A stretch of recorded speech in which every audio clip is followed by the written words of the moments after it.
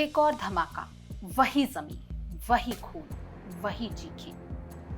खैबर पख्तूनख्वा की पहाड़ियों में गूंजी मौत की गूंज। वो पाकिस्तान जो कभी आतंकियों का ठिकाना था, आज खुद उनका निशाना बन चुका है।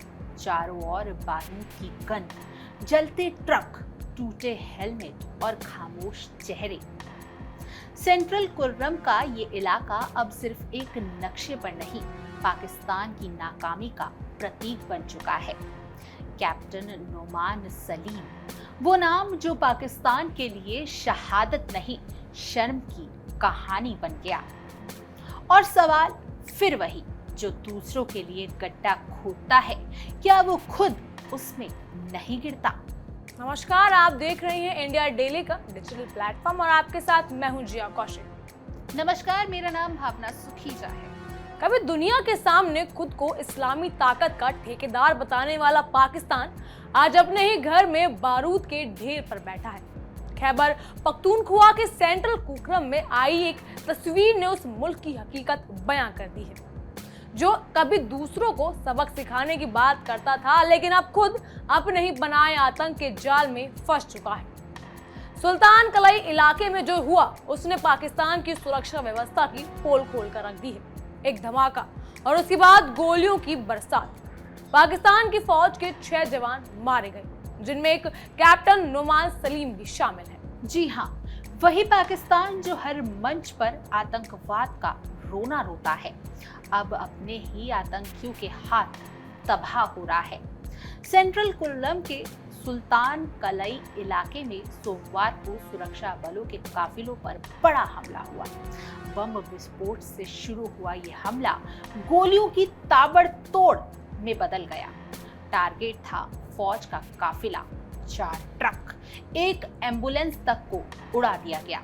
धमाके के बाद आतंकियों ने गोलियां बरसाई और देखते ही देखते पूरा इलाका जंग के मैदान में तब्दील हो गया। सोचिए, कैप्टन डॉक्टर नोमान सलीम, जिसने अपनी जिंदगी मुल्क के हिफाजत में समर्पित की, वही पाकिस्तान की नाकाम नीतियों की भेंट चढ़ गया। साथ ही उनके 5 साथी भी, हवलदार अमजद अली, नाइक वकास अहमद, सिपाही मोहम्मद वलीद, सिपाही एजाज अली और सिपाही मोहम्मद शहबाज, सब के सब आतंकियों की गोलियों का निशाना बने। ISPR यानी पाकिस्तान की सेना की मीडिया शाखा ने जब तस्वीरें जारी की तो पूरा पाकिस्तान शोक में डूब गया। लेकिन सवाल फिर वही, आखिर ये सिलसिला कब रुकेगा, या यूं कहें कि रुक ही नहीं सकता, क्योंकि जिसने दानव को जन्म दिया वो खुद उसका शिकार बनता जा रहा है। हमले की टाइमिंग पर गौर कीजिए। ये इलाका अफगानिस्तान की सीमा से सटा हुआ है, यानी वो जोन जहां पाकिस्तान के आतंकवादी संगठनों को कभी खुली छूट मिली थी, अब वही इलाका पाकिस्तान के लिए कब्रगाह बनता जा रहा है। रिपोर्ट्स के मुताबिक पहले धमाका हुआ और फिर आतंकियों ने फौज के काफिलों पर गोलियां बरसा दी। IED यानी इम्प्रोवाइज एक्सप्लोसिव डिवाइस से किया गया ये हमला बेहद प्लान्ड था। 4 ट्रक चलकर राख हो गए, एम्बुलेंस तक नहीं छोड़ी गई और 14 जवान गंभीर रूप से घायल हुए। कुछ जवान अब भी लापता बताए जा रहे हैं। इलाके को घेर कर पाकिस्तान सेना ने जवाबी कार्रवाई शुरू की, जिसमें 7 आतंकियों को मार गिराने का दावा किया गया। लेकिन सवाल ये है कि आतंक के इस जाल में आखिर कब तक पाकिस्तान अपने ही सपूतों की लाशें गिनता रहेगा?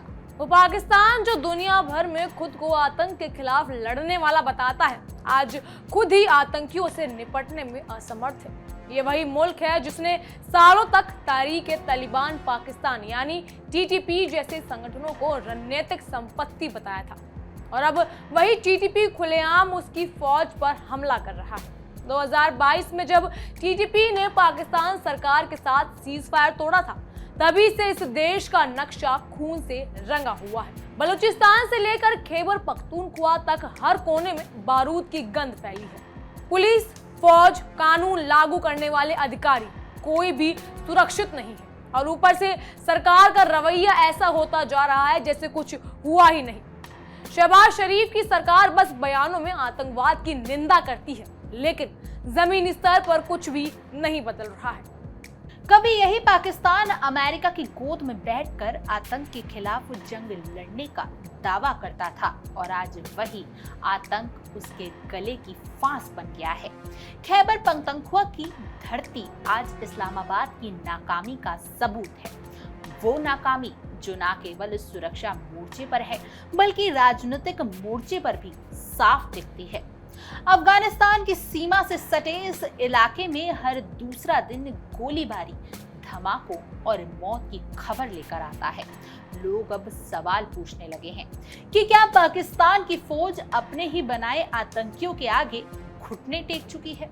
क्योंकि चाहे जितने भी ऑपरेशन की घोषणाएं हों, असलियत ये है कि पाकिस्तान के सैनिक अब हर रोज एक अदृश्य दुश्मन से बुझ रहे हैं।